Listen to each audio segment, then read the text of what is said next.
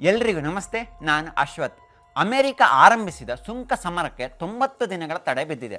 ಹೀಗಿದ್ರೂ China ವಿರುದ್ಧ ಸಮರ ಮುಂದುವರಿಯುತ್ತದೆ ಅಂತ ಡೊನಾಲ್ಡ್ ಟ್ರಂಪ್ ಅವರು ಘೋಷಣೆ ಮಾಡಿದ್ದಾರೆ. ಚೀನಾ ವಿರುದ್ಧ ಸಮರ ಮುಂದುವರಿಯುತ್ತದೆ ಎಂದು ಘೋಷಣೆ ಮಾಡಿದ ಬೆನ್ನಲ್ಲೇ ಚೀನಾ ಸರ್ಕಾರ ಅಮೆರಿಕದ ಟ್ರೆಜರಿ ಬಾಂಡನ್ನು ಮಾರಾಟ ಮಾಡುತ್ತಾ ಎಂಬ ಪ್ರಶ್ನೆ ಎದ್ದಿದೆ.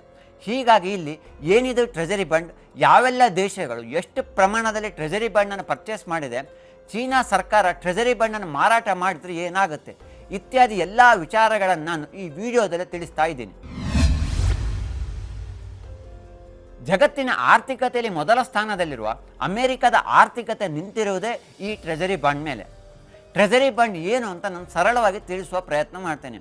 ಅಮೆರಿಕ ಸರ್ಕಾರಕ್ಕೆ ವರ್ಷಕ್ಕೆ ಸಾಕಷ್ಟು ಹಣ ಬೇಕು, ಸಂಬಳ ನೀಡಬೇಕು, ಸೈನ್ಯಕ್ಕೆ ಹಣ ಬೇಕು, ರಸ್ತೆ ಆಸ್ಪತ್ರೆ ನಿರ್ಮಾಣ ಮಾಡಲಿಕ್ಕೆ ಹಣ ಬೇಕು.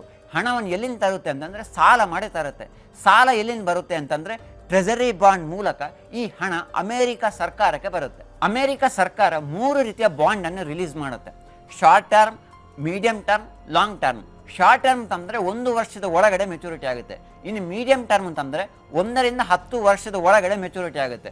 ಇನ್ನು ಲಾಂಗ್ ಟರ್ಮ್ ಅಂತಂದರೆ 30 ವರ್ಷದ ಒಳಗಡೆ ಮೆಚುರಿಟಿ ಆಗುತ್ತೆ.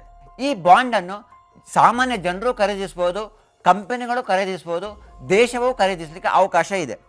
ಆದರೆ ಅಮೆರಿಕದ ಸಾಲದಲ್ಲಿ 30% ವಿದೇಶಿ ಹೂಡಿಕೆಗಳಿಗೆ ಮಾತ್ರ ಅವಕಾಶವನ್ನು ನೀಡಲಾಗಿದೆ. ಈ ಬಾಂಡ್ನಲ್ಲಿ ಲೋನ್ ಟೆನ್ಯೂರ್, ರೀಪೇಮೆಂಟ್ ಮೋಡ್, ಬಡ್ಡಿ ದರ ಎಲ್ಲವೂ ಇರುತ್ತೆ. ಯಾವ ದೇಶದ ಬಳಿ ಎಷ್ಟು ಡಾಲರ್ ಮೌಲ್ಯದ ಬಾಂಡ್ ಇದೆ ಅಂತ ತಿಳ್ಕೊಳ್ಳೋ ಮೊದಲು ದೇಶಗಳು ಯಾಕೆ ಅಮೆರಿಕದ ಬಾಂಡನ್ನು ಪರ್ಚೇಸ್ ಮಾಡುತ್ತೆ ಅನ್ನೋದನ್ನು ಮೊದಲು ತಿಳ್ಕೊಳ್ಳೋಣ. ನಿಮಗೆಲ್ಲ ಗೊತ್ತಿದೆ, ಡಾಲರ್ ವಿಶ್ವದ ಕರೆನ್ಸಿ ಆಗಿದೆ. ಯಾವುದೇ ದೇಶ ಜೊತೆ ವ್ಯಾಪಾರ ವ್ಯವಹಾರ ಮಾಡಬೇಕು ಅಂತಂದರೆ ಡಾಲರ್ನಲ್ಲೇ ಮಾಡಬೇಕು. ಬೇರೆ ದೇಶಗಳ ಕರೆನ್ಸಿ ಜೊತೆ ಅಷ್ಟು ಸುಲಭವಾಗಿ ವ್ಯಾಪಾರ ವಹಿವಾಟು ನಡೆಸಲು ಸಾಧ್ಯವಿಲ್ಲ. ಈ ಕಾರಣಕ್ಕಾಗಿ ಡಾಲರ್ ಮೀಸಲು ನಿಧಿ ಬೇಕೇ ಬೇಕು. ಯಾವ ದೇಶದಲ್ಲಿ ಮೀಸಲು ನಿಧಿ ಜಾಸ್ತಿ ಇದೆಯೋ ಆ ದೇಶದ ಆರ್ಥಿಕತೆ ಸುಭದ್ರವಾಗಿದೆ ಎಂದೇ ಅರ್ಥ. ಈ ಕಾರಣಕ್ಕಾಗಿ ಹಲವು ದೇಶಗಳು ಅಮೆರಿಕದ ಬಾಂಡನ್ನು ಪರ್ಚೇಸ್ ಮಾಡುತ್ತವೆ. ಸ್ಟಾಕ್ ಮಾರ್ಕೆಟ್ ಒಮ್ಮೆ ಏರಿಕೆ ಆದರೆ ಒಮ್ಮೆ ಪತನ ಆಗುತ್ತೆ. ಆದರೆ ಡಾಲರ್ ಬಾಂಡ್ ಯಾವಾಗಲೂ ಸುರಕ್ಷಿತ ಮತ್ತು ವಿಶ್ವಾಸ ಸಹ ಜಾಸ್ತಿ ಇದೆ. ವಿಶ್ವದ ಎಲ್ಲ ವ್ಯವಹಾರಗಳು ಡಾಲರ್ನಲ್ಲೇ ನಡೆಯುವ ಕಾರಣ ವಿಶ್ವಾಸ ಜಾಸ್ತಿ ಇರುತ್ತೆ. ವಿಶ್ವಗಳು ಯಾಕೆ ಬಾಂಡನ್ನು ಖರೀದಿ ಮಾಡ್ತವೆ ಅಂತಂದರೆ, ಒಂದು ದೇಶದ ವಿದೇಶಿ ವಿನಿಮಯದ ಮೀಸಲು ನಿಧಿ ಎಷ್ಟಿದೆ ಅನ್ನೋದರ ಮೇಲೆ ಆ ದೇಶದ ಆರ್ಥಿಕತೆ ನಿಂತಿದೆ.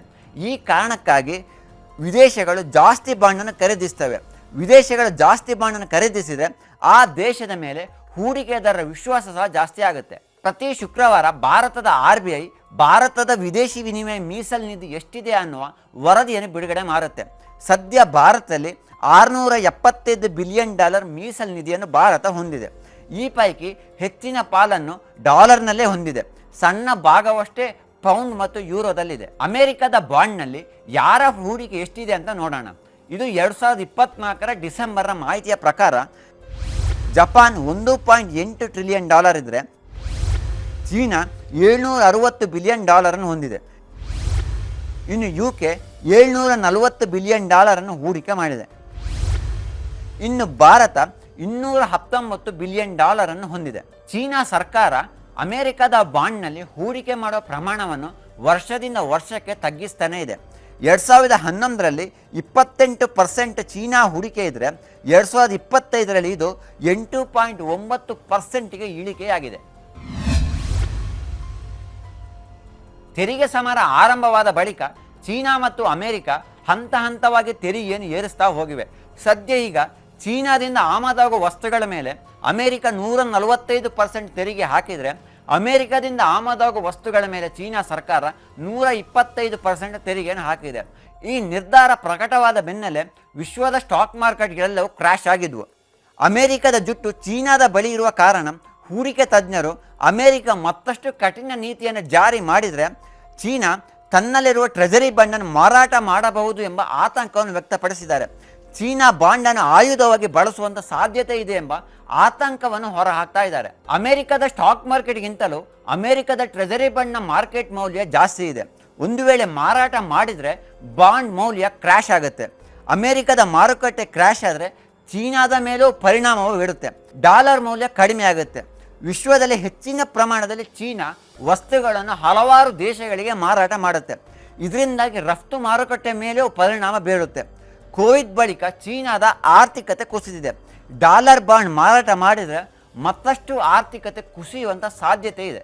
ಒಂದು ವೇಳೆ ಅಮೆರಿಕದ ಬಾಂಡನ್ನು ಮಾರಾಟ ಮಾಡಿದರೆ ನಂತರ ಹೂಡಿಕೆಯನ್ನು ಚೀನಾ ಎಲ್ಲಿ ಮಾಡುತ್ತೆ ಎನ್ನುವಂಥ ಪ್ರಶ್ನೆ ಹೇಳುತ್ತೆ. ಹೂಡಿಕೆಯನ್ನು ಎಲ್ಲಿ ಮಾಡಬೇಕು ಅಂತಂದರೆ ಯುರೋಪಿಯನ್ ದೇಶಗಳ ಮೇಲೆ ಹೂಡಿಕೆಯನ್ನು ಮಾಡಬೇಕಾಗುತ್ತೆ. ಆದರೆ ಈಗ ಯುರೋಪಿಯನ್ ಯೂನಿಯನ್ಗಳು ಚೀನಾದಿಂದ ಆಮದಾಗುವ ಎಲೆಕ್ಟ್ರಿಕ್ ಕಾರ್ಗಳ ಮೇಲೆ ಭಾರಿ ಪ್ರಮಾಣದಲ್ಲಿ ತೆರಿಗೆಯನ್ನು ವಿಧಿಸ್ತಾ ಇದೆ.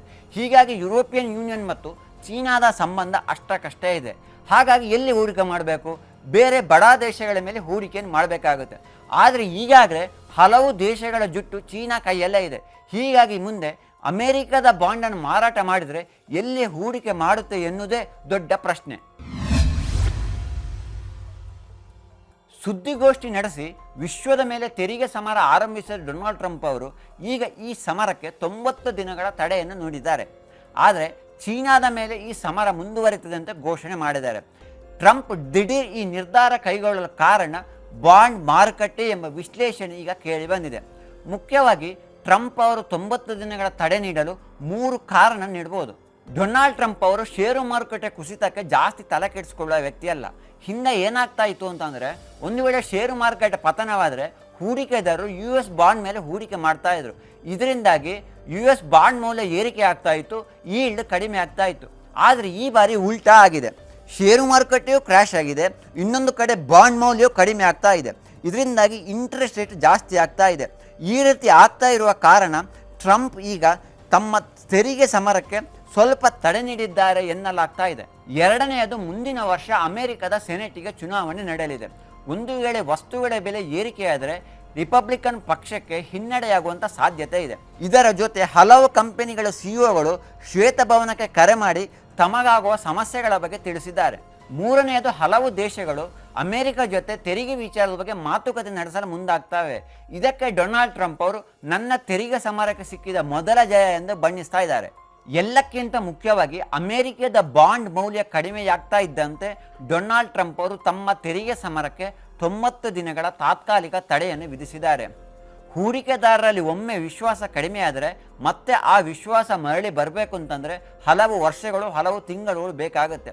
ಹೀಗಾಗಿ ಟ್ರಂಪ್ ಆರಂಭಿಸಿದ ತೆರಿಗೆ ಸಮರ ಮುಂದೆ ಎಲ್ಲಿವರೆಗೆ ಹೋಗುತ್ತೆ, ಚೀನಾ ಸರ್ಕಾರ ತನ್ನಲ್ಲಿರುವ ಬಾಂಡನ್ನು ಮಾರಾಟ ಮಾಡುತ್ತಾ ಎನ್ನುವ ಪ್ರಶ್ನೆಗಳಿಗೆ ಮುಂದಿನ ದಿನಗಳಲ್ಲಿ ಉತ್ತರ ಸಿಗಲಿದೆ.